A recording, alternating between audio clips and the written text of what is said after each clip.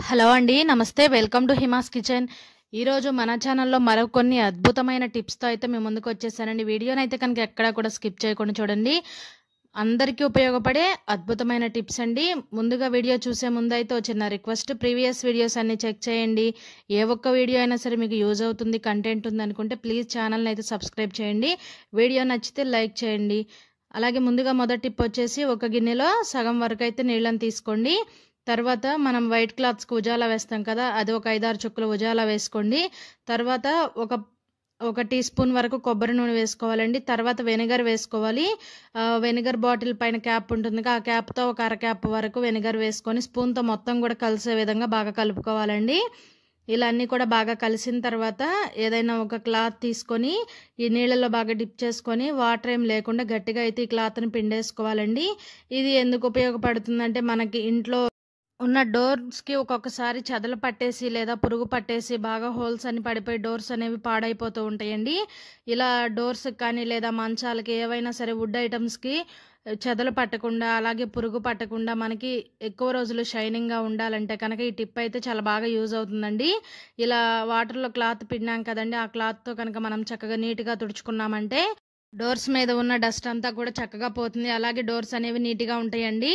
ఇలా 15 రోజులకో లేదా 20 రోజులకో ఒకసారి ఈ విధంగా అయితే డోర్స్‌ని క్లీన్ చేసుకున్నామంటే చెదలు పట్టకుండా, పురుగు అనేది పట్టకుండా, అలాగే ఎక్కువ కాలం మన్నికగా అయితే మనకి డోర్స్ అనేవి వస్తాయండి. ట్రై చేయండి. యూజ్ అవుతుందనుకుంటే మీరు తప్పకుండా ట్రై చేయండి. ఈ డోర్స్‌కే కాదండి, మన ఇంట్లో ఇలా వుడ్ ఐటమ్స్ అండి, కబోర్డ్స్ ఉంటాయి. అలాగే మంచాలు కానీ, సోఫా సెట్స్ కానీ, దివాన్ కాట్స్ కానీ, ఇలా మన ఇంట్లో ఉన్న వుడ్ ఐటమ్స్ అన్నీ కూడా 15 రోజులకి లేదా 20 రోజులకి ఒకసారి ఇలా ఈ వాటర్‌ని ప్రిపేర్ చేసుకొని, క్లాత్‌ని తడుపుకొని ఇలా కనుక నీట్‌గా తుడుచుకున్నామనుకోండి, చక్కగా నీట్‌గా ఉంటుంది ఇల్లు. అంతేకాకుండా ఇవి ఎక్కువ రోజులు మన్నికగా ఉంటాయండి. చక్కగా షైనీగా కూడా ఉంటాయి. ట్రై చేయండి. ఇలా తడి క్లాత్‌తో ముందు అంతా తుడిచేసుకున్న తర్వాత మళ్ళీ ఏదైనా పొడి క్లాత్ తీసుకొని వెంటనే పొడి క్లాత్‌తో కూడా తుడిచేసుకోవాలండి. ఇలా తుడవడం వల్ల మనకి డోర్స్ కానీ ఏవైనా సరే మంచిగా షైనింగ్‌గా ఉంటాయండి. ట్రై చేయండి. చాలా బాగా యూజ్ అవుతుంది. అలాగే నెక్స్ట్ టిప్ ఏంటో చూసేద్దాము. మనం బాత్రూంలో ఎన్నెన్నో వందలు, వేలు ఖర్చు పెట్టి రూమ్ ఫ్రెషనర్స్ అనేవి కొంటూ ఉంటాము.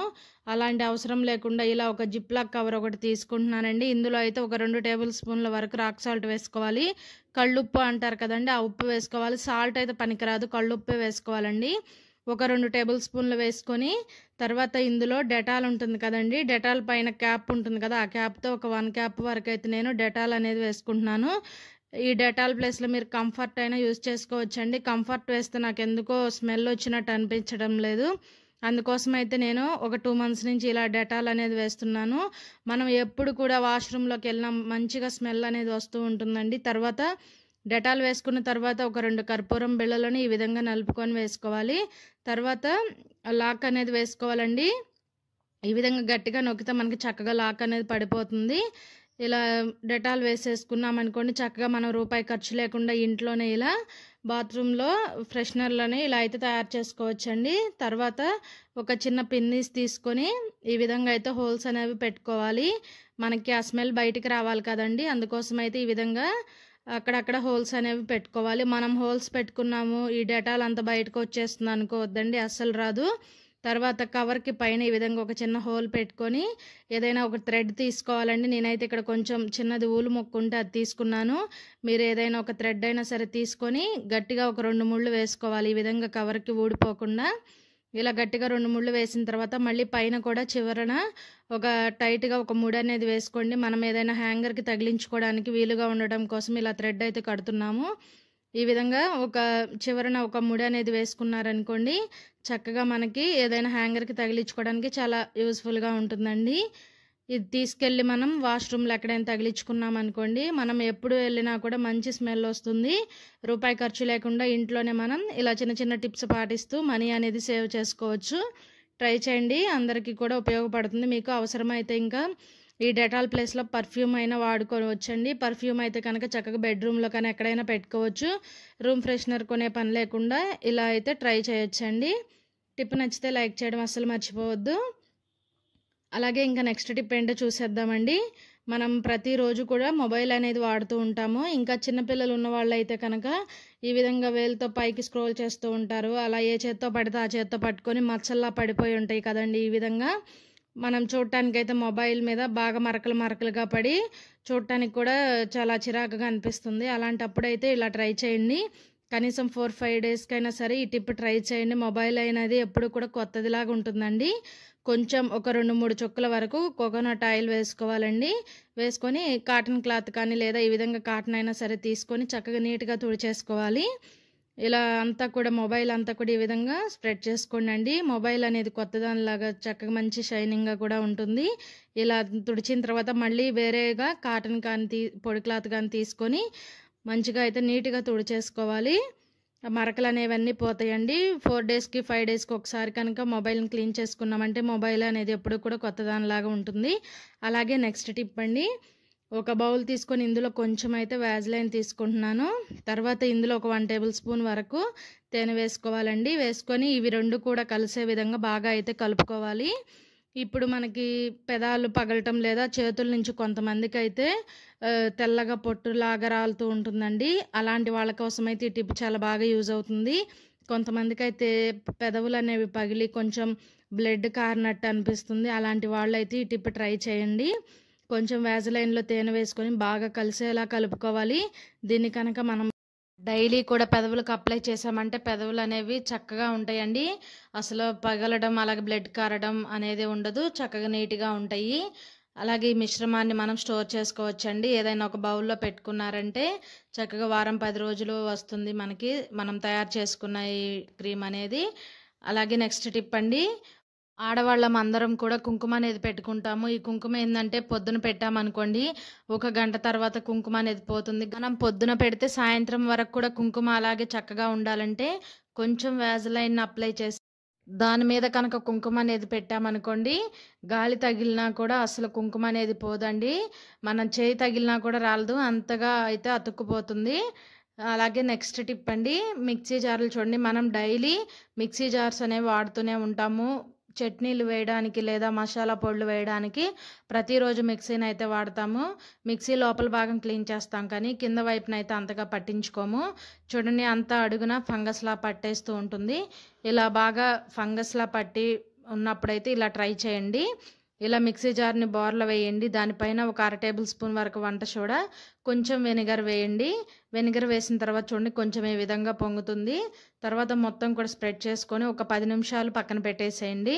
10 నిమిషాల తర్వాత ఇలా పనికిరాని టూత్ బ్రష్ ఒకటి తీసుకొని చక్కగా అయితే ఇలా రుద్దేసుకోవాలి. బ్రష్ దూరని సందుల్లో మనం ఇయర్ బడ్ సహాయంతో నీట్గా క్లీన్ చేసుకోవచ్చండి. చాలా ఈజీగా అయితే మనం ఈ మిక్సీ జార్లను క్లీన్ చేసుకోవచ్చండి. ఈ మిక్సీ జార్లను 15 రోజులకి లేదా 20 రోజులకు ఒకసారి ఈ విధంగా క్లీన్ చేసుకున్నామంటే మనకి మిక్సీ జార్లు అనేవి ఎక్కువ మన్నికగా ఉంటాయండి. ఇలా చక్కగా బ్రష్ దూరని సందుల్లో ఇలా ఒక ఇయర్ బడ్ సహాయంతో నీట్గా ఈ విధంగా క్లీన్ చేసుకోవాలి.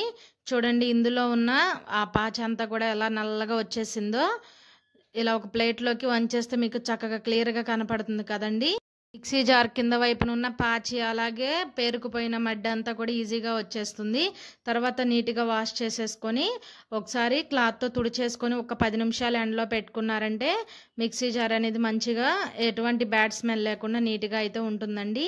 ఇలా చక్కగా 15 రోజులు 20 రోజులకు ఒకసారి తయారు చేసుకోండి. మిక్సీ జార్లు అనేవి మనకి ఎక్కువ మన్నికగా అయితే ఉంటాయండి. ట్రై చేయండి, టిప్ చాలా బాగా యూజ్ అవుతుంది.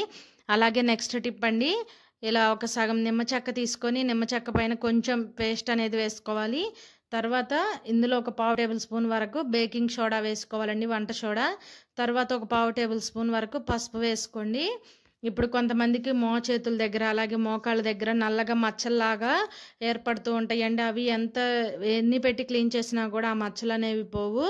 అలాంటి వాటికైతే ఈ టిప్ చాలా బాగా యూజ్ అవుతుందండి. నిమ్మ చెక్క మీద కొంచెం కోల్గేట్ పేస్ట్ అలాగే వంట సోడా పసుపు వేసి ఈ విధంగా బాగా అప్లై చేసుకోవాలి. ఇలా అప్లై చేసి బాగా రుద్దుకోవాలండి. ఒక 10 నిమిషాల సేపు ఈ విధంగా మసాజ్లా చేసుకోవాలి. తర్వాత శుభ్రంగా చల్లని నీటితో కడిగేసేయండి. ఇలా వారానికి ఒకసారి చేశారంటే మీకు క్రమక్రమంగా ఈ నల్ల మచ్చలు అనేవి తొలగిపోతాయండి. ఇవే కాదండి, కొంతమందికి ఫేస్ మీద పింపుల్స్ వచ్చి అవి నల్లగా మచ్చల్లాగా ఏర్పడతాయి కదండి, వాటికి కూడా ఈ రెమెడీ అనేది చాలా బాగా యూజ్ అవుతుంది. ఒక 10 నిమిషాలు అయితే బాగా ఈ విధంగా మసాజ్లా చేయాలండి. తర్వాత చల్లని నీటితో కడిగేసేయండి. చక్కగా మీకు పేరుకుపోయిన నలుపు మచ్చలు అనేవి పోతాయండి. టిప్ చాలా బాగా యూజ్ అవుతుంది. ఇలా 10 నిమిషాలు స్క్రబ్ చేసిన తర్వాత నీట్గా అయితే కడిగేసేయండి. మీకు చక్కగా స్కిన్ కూడా మంచి స్మూత్గా ఉంటుందండి. అలాగే నెక్స్ట్ టిప్ అండి, కొత్తిమీర తెచ్చుకున్నప్పుడు ఇలా ఎక్కువ మొత్తంలో తెచ్చుకుంటాము. ఒక కట్టను తెచ్చామనుకోండి, ఎక్కువ రోజులైతే స్టోర్ చేసుకోవాలంటే త్వరగా పాడైపోతుంది.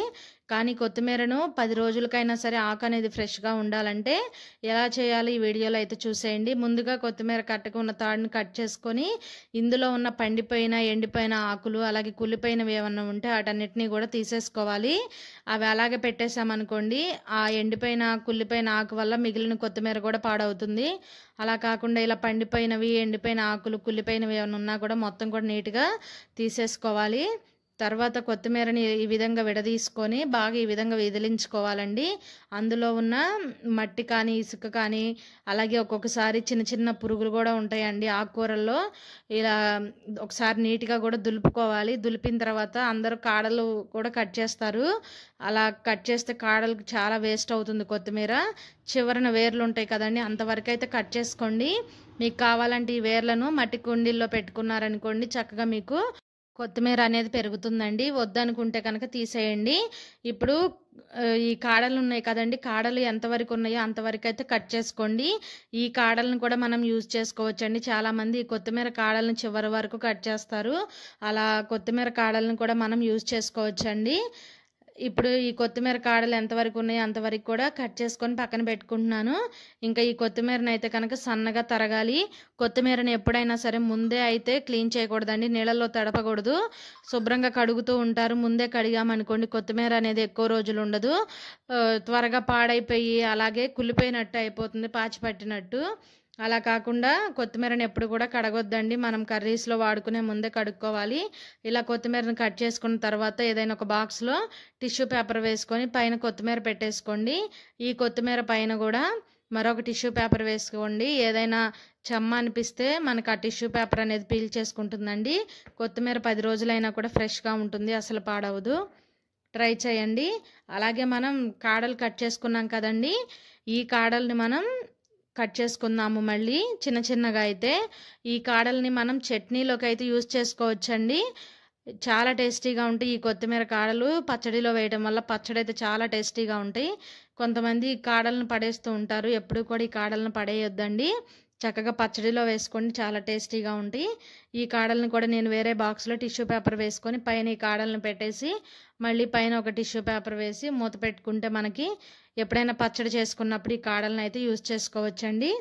టిప్ నచ్చితే కనుక లైక్ చేయండి. 10 రోజుల వరకు కూడా మీకు కొత్తిమీర అనేది పాడవదు, ఫ్రెష్గా ఉంటుంది. అలాగే నెక్స్ట్ టిప్ అండి, ఇలా ఒక బకెట్లో అయితే ఒక పావు బకెట్ వరకు నీళ్ళను పట్టుకున్నాను. ఈ నీళ్ళల్లో ఇలా ఒక కాటన్ది చున్నీ కానీ లేదా కాటన్ చీర కానీ అయితే ఉంటే బాగా తడుపుకోండి. ఎండాకాలం వచ్చేసిందండి, బాగా ఎండలు ఎక్కువగా ఉన్నాయి. మనకి ఏసీలు కూలర్లతో పని లేకుండా ఈ విధంగా ట్రై చేయండి. మీకు కరెంటు బిల్లు కూడా చాలా ఆదా అవుతుందండి. చున్నీని నీళ్ళల్లో ఈ విధంగా డిప్ చేసుకొని బాగా నీళ్ళు ఏం లేకుండా ఈ విధంగా పిండుకోవాలి.